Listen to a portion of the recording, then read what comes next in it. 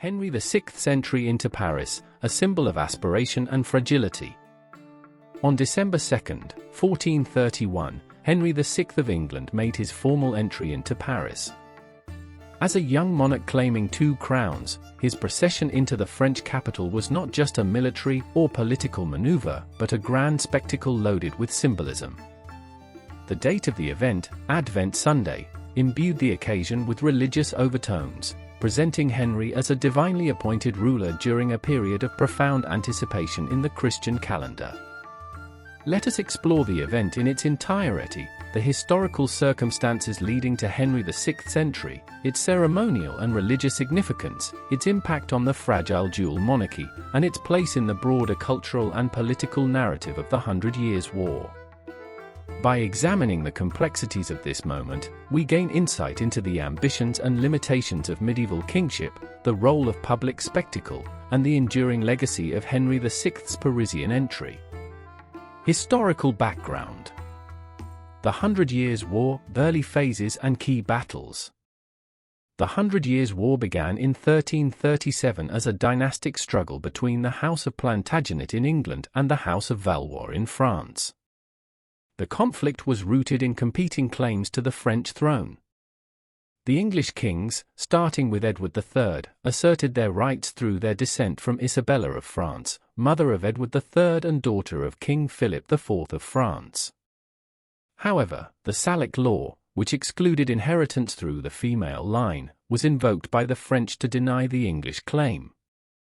The war ebbed and flowed across decades, with neither side achieving a decisive victory until the early 15th century. The Battle of Agincourt in 1415 marked a turning point in favor of England. Henry V's outnumbered army achieved a stunning victory over the French, solidifying English dominance and leading to the conquest of Normandy. Agincourt became a symbol of English valor and set the stage for the Treaty of Troyes in 1420. The Treaty of Troyes, terms and implications. The Treaty of Troyes was a landmark agreement that sought to resolve the Anglo-French conflict by designating Henry V as the heir to Charles VI of France.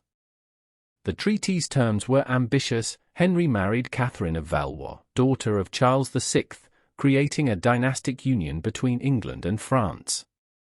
The agreement stipulated that Henry's descendants would inherit both crowns, effectively sidelining the Dauphin, Charles VII. While the treaty seemed to secure English supremacy, it also created challenges. The dual monarchy required the integration of 2 distinct legal and cultural systems, a task made even more difficult by the death of Henry V in 1422. His infant son, Henry VI, inherited the crowns of both England and France, but his minority reign left the real power in the hands of regents, leading to political instability. Ceremonial grandeur. Symbolic decorations in Paris. Henry VI's entry into Paris was an elaborate display of royal authority and symbolism. The streets were lined with banners bearing the fleur-de-lis of France and the lions of England, emphasizing the union of the 2 kingdoms. Arches adorned with garlands and biblical inscriptions were erected along the procession route, blending religious and political imagery. One arch depicted the biblical King Solomon, symbolizing wisdom and divine favor, while another showed scenes from the life of Charlemagne, evoking parallels between Henry and the great Carolingian emperor. At key points, living tableaus were staged. In one, angels held a crown above a young boy resembling Henry, reinforcing his divine right to rule. Another tableau depicted Saint Denis, the patron saint of France, blessing Henry, signaling the Church's endorsement of his kingship. These decorations were not mere pageantry, they conveyed a deliberate message of legitimacy and divine providence. Hypothetical citizen chronicles and reactions. For the citizens of Paris, the entry was both a spectacle and a source of mixed emotions. A hypothetical citizen chronicler might have written, "The streets swelled with people, their faces a blend of awe and unease. As the boy king passed, some cheered, waving banners of red and gold, while others muttered under their breath, their loyalty still tied to the Dauphin. The great cathedral bells tolled, their sound heavy with both hope and dread. For a moment, the city seemed united, if only by the grandeur of the occasion. This imagined account highlights the duality of the event, a moment of triumph for the English, but one shadowed by the underlying tension of occupation. Political dynamics. Catherine of Valois and the role of women. Catherine of Valois, mother of Henry VI, played a significant role in shaping the Anglo-French narrative. Her marriage to Henry V was a cornerstone of the Treaty of Troyes, symbolizing the union of the two kingdoms.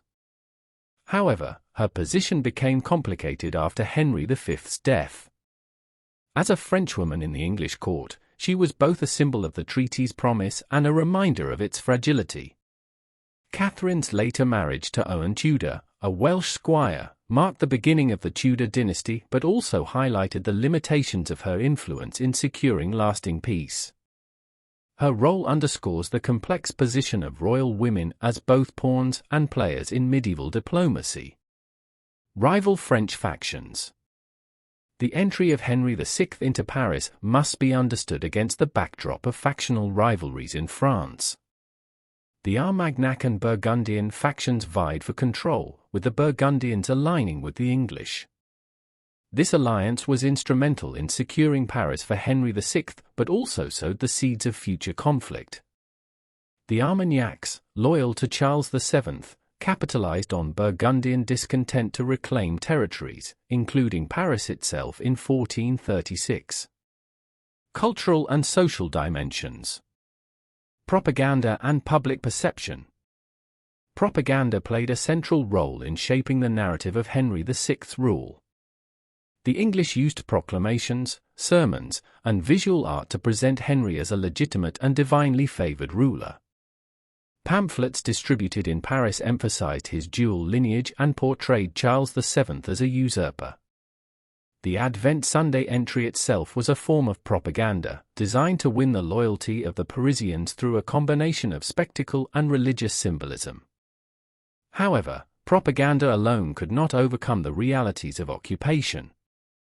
Many Parisians remained loyal to Charles VII, viewing the English as foreign invaders.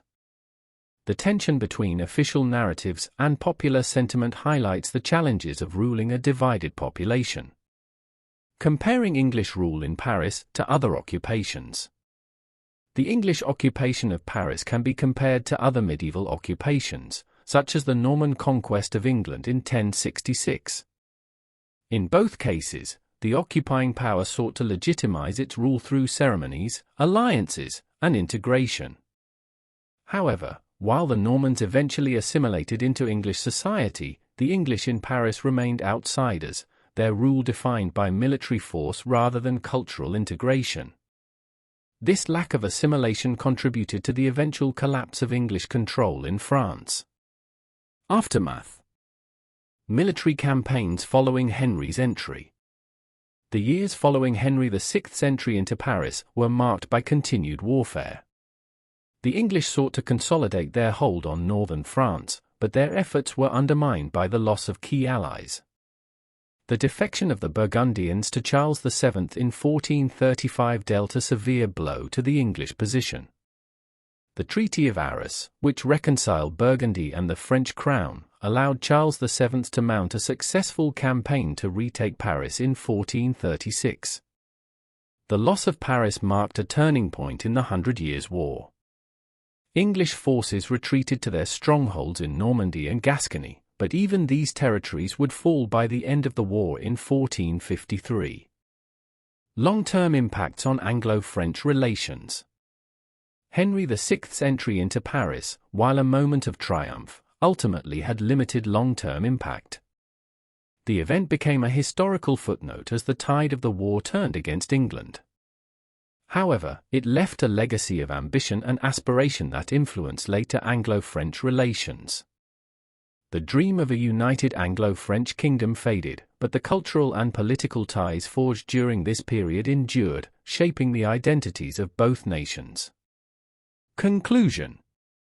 Henry VI's entry into Paris on December 2, 1431, was a moment of extraordinary historical and cultural significance. It reflected the aspirations of the English monarchy to establish a dual crown and underscored the interplay of politics, religion, and spectacle in medieval kingship.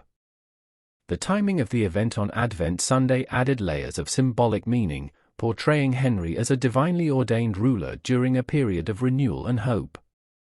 However, the entry also highlighted the fragility of the dual monarchy and the challenges of maintaining English control in France. Despite the grandeur of the occasion, the subsequent loss of Paris and the eventual defeat in the 100 Years' War revealed the limitations of the English monarchy's ambitions. Today, Henry VI's Parisian entry serves as both a testament to the aspirations of medieval kingship and a poignant reminder of its vulnerabilities. Thanks for listening.